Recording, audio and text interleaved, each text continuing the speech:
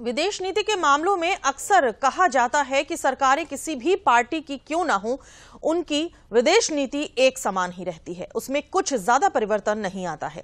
मोदी सरकार के 9 साल पूरे होने पर विदेश मंत्री डॉक्टर एस जयशंकर ने 2014 से 2023 तक भारत के प्रति दुनिया के बदले हुए नजरिए को देश के सामने रखा। सरकार ने सत्ता में 9 साल पूरे कर लिए हैं।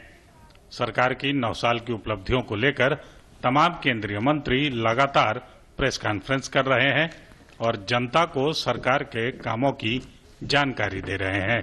इसी कड़ी में गुरुवार को विदेश मंत्री एस जयशंकर ने दिल्ली में एक प्रेस कॉन्फ्रेंस की और अपने मंत्रालय से जुड़ी तमाम उपलब्धियों की जानकारी साझा की।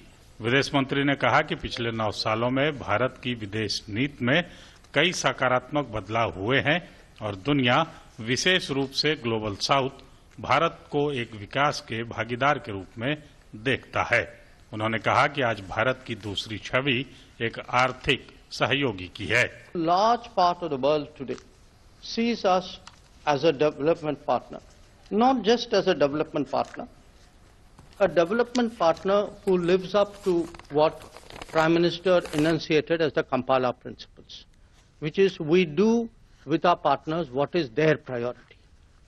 So it is, one part of it is the credibility, one part of it is also what is it we are doing. It is something which is important for them. विदेश मंत्री ने कहा कि कोविड के दौरान बहुत से देशों ने अपने नागरिकों को उनके हाल पर छोड़ दिया था। हम कोविड के दौरान फंसे हुए कम से कम 70 लाख लोगों को वापस लाए। विदेश मंत्री ने कहा कि हम पहले G20 अध्यक्ष हैं जिन्होंने अन्य लोगों से परामर्श करने का प्रयास किया और 125 देशों ने प्रतिक्रिया दी क्योंकि उन्हें हम पर भरोसा है।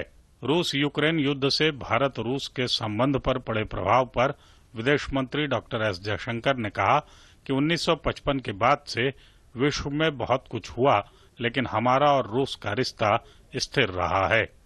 हमारे रिश्ते जो हैं वो बहुत ही स्टेडी रहे और इसके कारण है क्योंकि एक दोनों देशों में एक तो लीडरशिप इसकी जो महत्व को समझती है, पब्लिक सेंटिमेंट भी साथ देती है।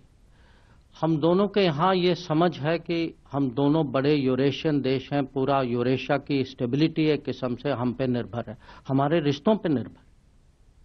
चीन के साथ संबंधों के बारे में विदेश मंत्री ने कहा कि चीन ने 2020 में गलवान गतिरोध के दौरान समझौतों का उल्लंघन कर भारत पर दबाव बनाने की कोशिश की थी, इसलिए जब तक सीमाओं पर शांति नहीं होगी तब तक द्विपक्षीय संबंधों में स्थिति सामान्य नहीं हो सकती है। हमारी कोशिश थी कि चाइना के साथ भी, हमारे पड़ोसी हैं, देश के सबसे बड़े इकोनॉमी हैं और हम तो चाहेंगे कि रिश्ते अच्छे हों, पर रिश्ते तभी अच्छे हो सकते हैं जब बॉर्डर एरिया में पीस और ट्रैंक्विलिटी हो और जब कोई अग्रीमेंट हो तो उसका पालन होना चाहिए। तो अगर अग्रीमेंट का उल्लंघन हुआ और आपने पीस और ट्रैंक्विलिटी को कहीं छोड़ दिया तो आप ही बताइए कि रिश्तों को कैसे आगे ले।